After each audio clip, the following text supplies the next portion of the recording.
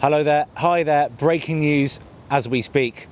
As some of you may know, rubber is supposed to prevent families growing, or indeed families starting altogether, unless you put a pin in it or you tear one. But anyway, no one seems to have told Bridgestone that, as the Adventure Battle Axe range is growing as we speak. Welcome to Spain, and welcome to the AT41. Alistair Fagan, 44 Teeth, Northern Spain. Welcome to our little ocean to desert adventure. Starting off in the luscious greenery of San Sebastian in northern Spain, just 20 minutes from the French border, we'd head south on the latest crop of adventure bikes via the Pyrenees Mountains' finest roads. The goal was to make it to the Bardenas Desert, where some rather unusual accommodation would await.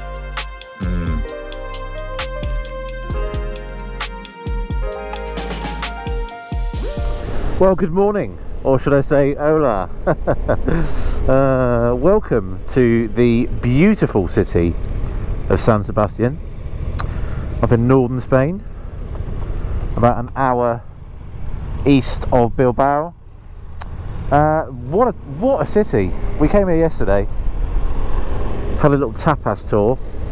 Things got a little bit rowdy, but yeah, really surprised by just how beautiful this place is. And what are we doing here in northern Spain, I hear you ask? Well, thanks for asking.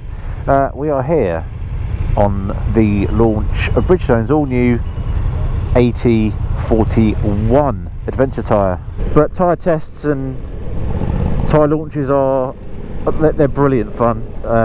You get to ride lots of different bikes, and it's difficult to kind of glam up a tyre. You know, they're as I spoke about before, they're black round things and difficult to kind of portray as sexy, so they're often the launches themselves are often decent riding, good length, a very good length. And yeah, today we're going to go to the desert apparently. Who knew there'd be a desert in northern Spain? But yeah, this looks really complicated, this road infrastructure, doesn't it? This well, it had me. Definitely had me. I look like Frankie Morbidelli. We've got 330 kilometres to do today, and I believe the same tomorrow, so we're going to the Pyrenees, baby. Today we're riding down south, we're riding further south through the Pyrenees, and yeah, gonna get a real adventure on again. I haven't done enough in the Pyrenees really. It's I haven't explored enough, always been in a hurry. And ooh, a bit moist here, Nige. Yeah, always been in a hurry to get somewhere, you know, get further south or get to the track or do something, and never given it the time it deserves. Yeah, those of you, those regulars will know that, or should remember the little jaunt I had at Pembury on the 1290 KTM, the track day. And we were on an A41s then, and this AT41 is an all new tyre compared to that. But that, I mean, I was knee down in the wet. This AT41, the new one, is supposed to be even better in the wet, so yeah, knee down. Oh, let's do some adventuring.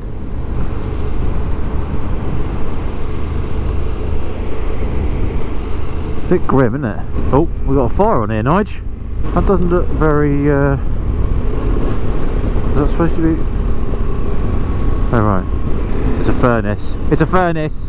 And this is a tyre that, when you get on it straight away, it feels, you get that confidence, you get that instant feedback that you know, okay, we're going to be alright here.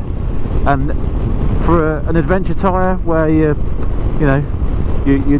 not on one consistent road or surface, especially like this when it's a bit iffy, you're going from damp to dry to wet to damp to whatever, everything else in between.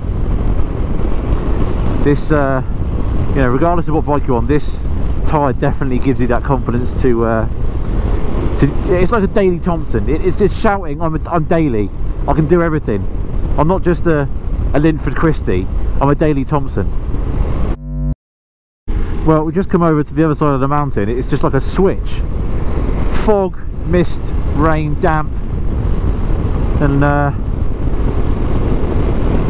now look at it. I mean, it's crazy how adventure tyres, or I keep using adventure tyres, these are tyres aimed at adventure bikes, but you know, essentially you look at it, you look at the pattern, and of course it's been designed to kind of coax in the adventure riders because it looks like an adventure tyre, but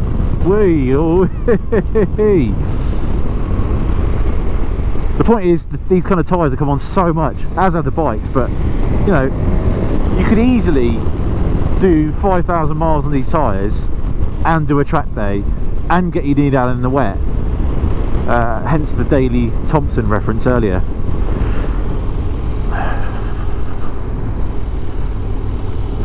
I don't know if you saw that, that was a goat trying to shag a donkey. Well, just had a bit of a coffee stop and I've jumped on the Multistrada. I've actually got the route, the GPX file, so I will share it in the comments below, in the description or something, or post it on the 44teeth.coms, because I've done some of this route, a small bit of it, but it looks incredible from what I've seen, and it's been pretty amazing so far. Eagles, look!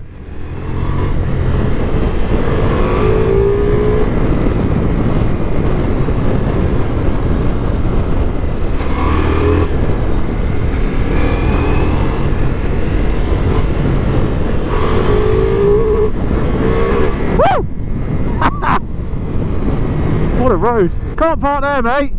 Well, jumped on the Africa Twin now, and I already can't figure out all the buttons. It's the bike I've spent the least amount of time riding out of all of them, to be fair. TBF. So I'll give it a few. I'll give it a while before I get really angry. Annoyingly, we missed the bit, or you missed the bit, the best bit so far of the day, which was about half an hour of some of the greatest roads I've ridden in a while, but the GoPro failed.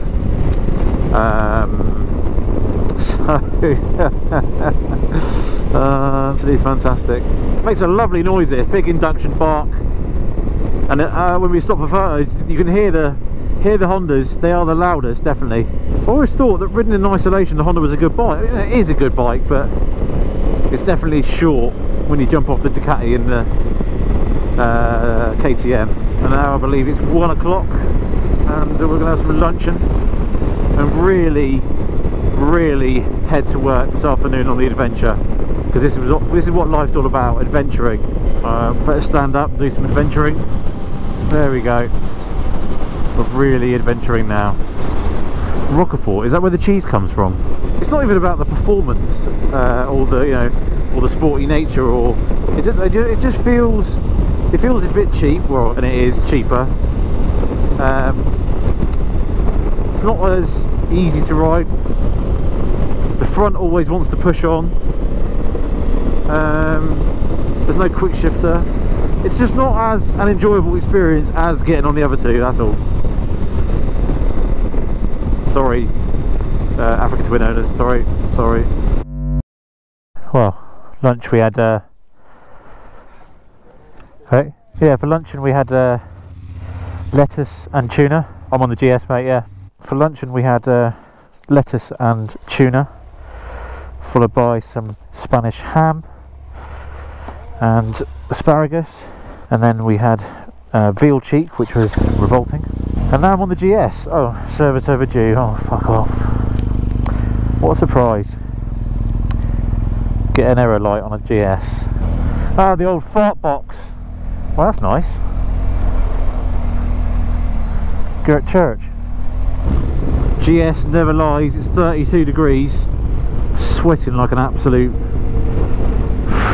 I can't even say. Apparently the next part of the test, after a bit of lake action, is commonly known as the worst road in Spain. And they've done this to, obviously we're going to ride on lots of terrain, different roads, etc. and part of that test is to ride on a shit road with stones and dust and holes and all sorts. So yeah, can't wait for that one.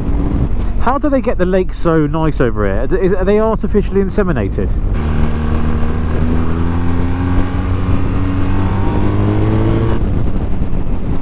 Wow.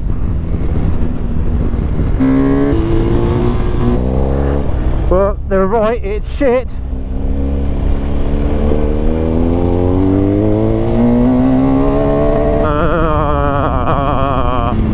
Strangely, quite fun though.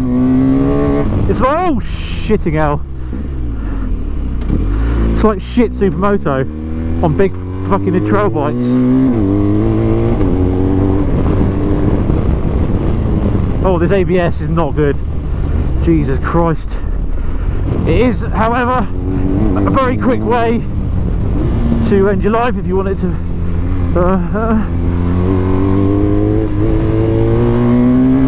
I just got visions of the cylinder head on one side going down and hitting a rock or something and launching me off a cliff. I mean, fair play. These tyres are taking it. Fucking hell. And it's days like this when I just ruined the fucking shot, Kaz. And it's days like this when you're reminded that if you live in England, you live in a overpopulated hole when it comes to roads and bikes. But the roads are, look, every time I come to Spain I'm just surprised. A lot of the launches we sort of ride the same old stuff down south, but I've forgotten how much the north has to offer. Oh, this is, I mean, and the fact they're deserted as well. Oh. And most of them are in very good nick. Fucking hell. If only could do a scratch and sniff. There will one day be some sort of YouTube smell, press a button smell job, isn't it? It's got to be. That's the next step. Bringing haptics to a new level.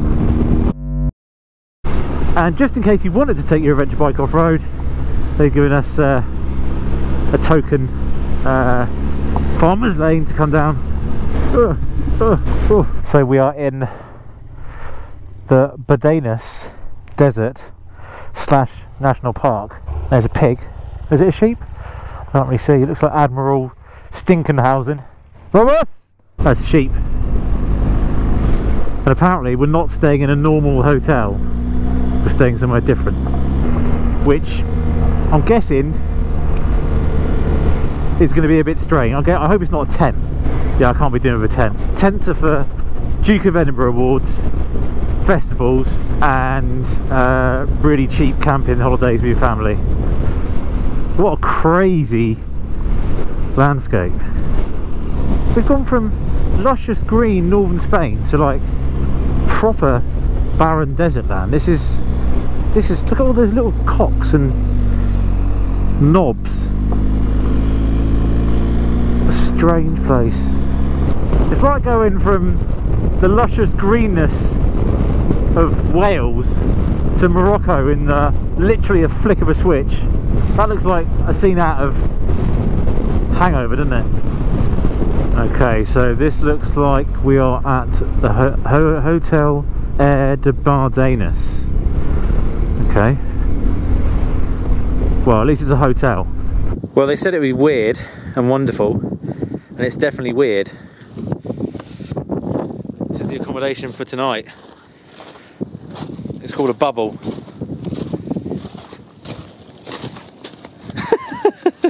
Mi casa, su casa.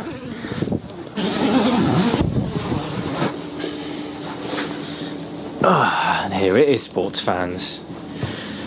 Here it is. And this sheath comes off, so I think later on we'll take that off and you can sleep under the stars. Oh, lovely. That's where the magic happens. Morning, campers. Well, here we are. This is my view.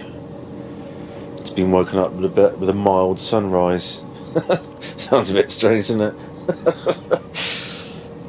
What a view! What an experience! I've never actually fell asleep under the stars.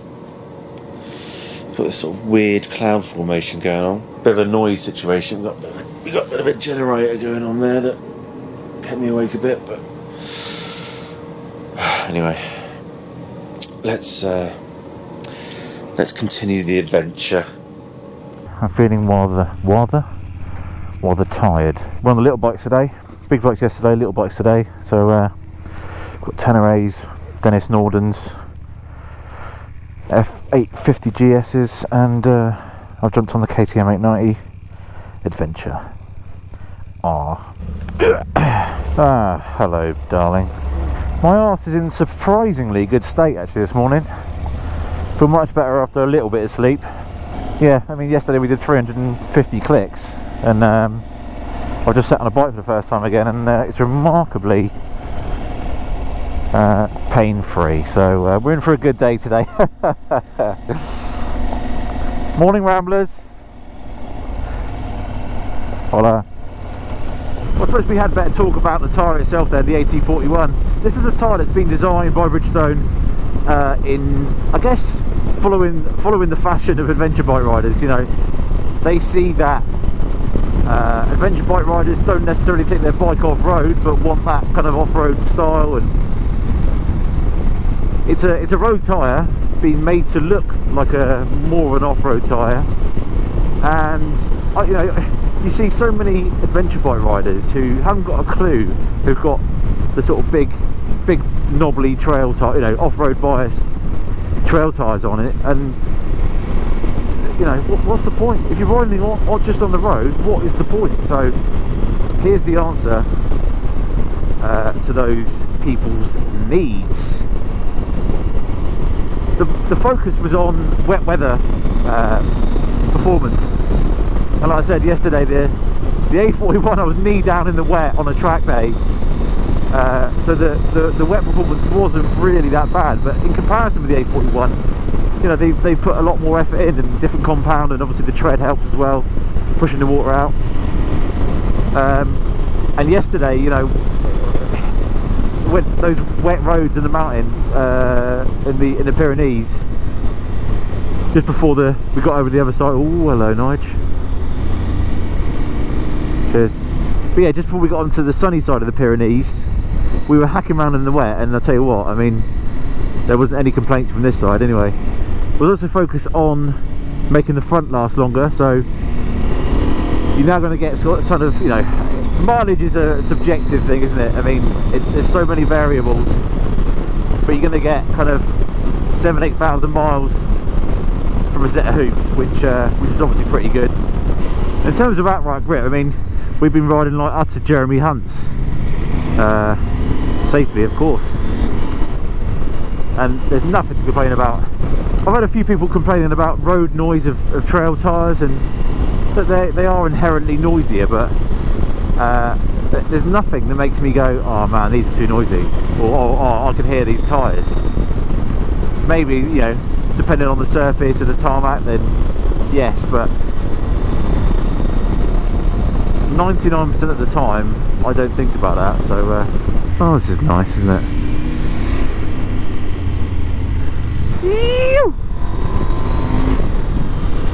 I mean, if I had sliders on, I'd dip my knee down and get my knee down.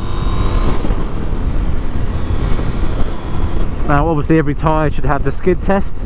I'm going to pre-warn you, I have done it already, but here we go. Oh, what a lovely sound. Lovely. That's it, luncheon.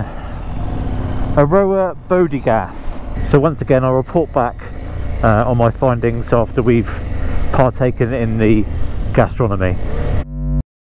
For started, we had a fish and tomato salad,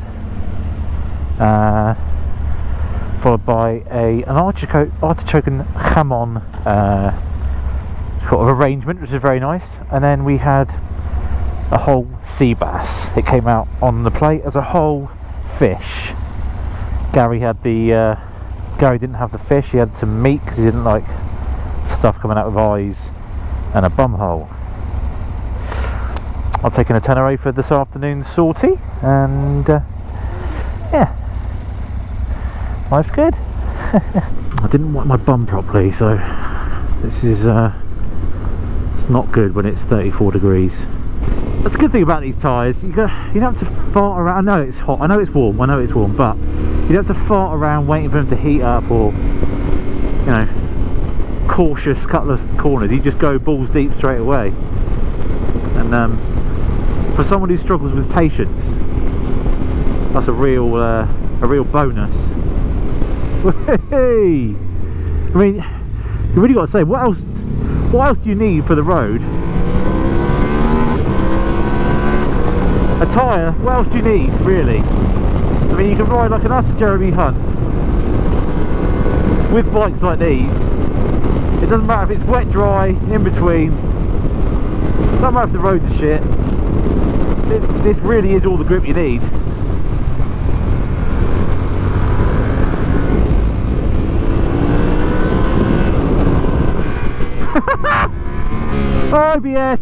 ABS. That looks like a proper jump, doesn't it? If Ken Block dreamt a jump, that would be it. Whew. We were literally down there 10 minutes ago. More vistas, more banging roads. It's the gift that keeps on giving. Spain. What a few days. We're edging back into San Sebastian now. Jeez. I feel like a touring holiday. Oh, incroyable. Fantastic. Yeah. We are coming to the end of this epic 2 days. 650, 700 kilometres. Just over 700 kilometres we've done. And my body is knackered. Oh, shit house. It is absolutely in tatters, but all worth it. So we've had 2 days on these tyres now, and it's impossible to fault. I mean, I think we've proven with the riding we've done, you don't want any more grip. I mean, there's a limit to grip, sure, but for these bikes, for what they're designed for, there's certainly, you don't want any more outright grip. There's a lovely feeling when you're on the side of the tyre and you get that kind of a slight dance when you know you're either going to fall off the edge of the tyre or you're pushing that maximum, pushing for that extra grip. But we've had no moments whatsoever unless we've hit gravel. And as I said, the rain, the first day, yesterday, it was almost like we didn't know the rain was there. Come along, dry to wet, and the tyre took it amazingly. And again, from dry to wet, or wet to dry, or everything else in between, it doesn't matter what you're on. And I guess it's the same for these bikes really, because you want an adventure bike to go from surface to surface without any worries at all. You also want a tyre to do that. Now obviously these are designed for the road. We're not suggesting that, or British aren't suggesting that they're anything but a road tyre. I think it was like, you know, they call it a 90-10 tyre, so 90% favour for road, 10% off-road. But you know, the fire tracks we did today and yesterday, you really don't want any more than that. I mean, they work. Unless you're going to ride like an utter Jeremy Hunt, then these tyres will be fine. In terms of mileage, we're talking, you know, 7,000–8,000 miles. But as I said before, mileage is completely subjective. Some people might ride harder than others. In terms of the design, adventure riders are inherent tarts, and you know, they want a tyre that is going to look as good as it performs. Now, Bridgestone have figured out that the majority of adventure bike riders won't take their 20 grand pride and joys off-road, which is exactly why this tyre exists. It gives that adventure look without that kind of sacrifice for on-the-road performance. But anyway, we had 2 days here, and my arse is in tatters, and I'm ready for a beer. So if you don't mind me, I'm going back to the hotel.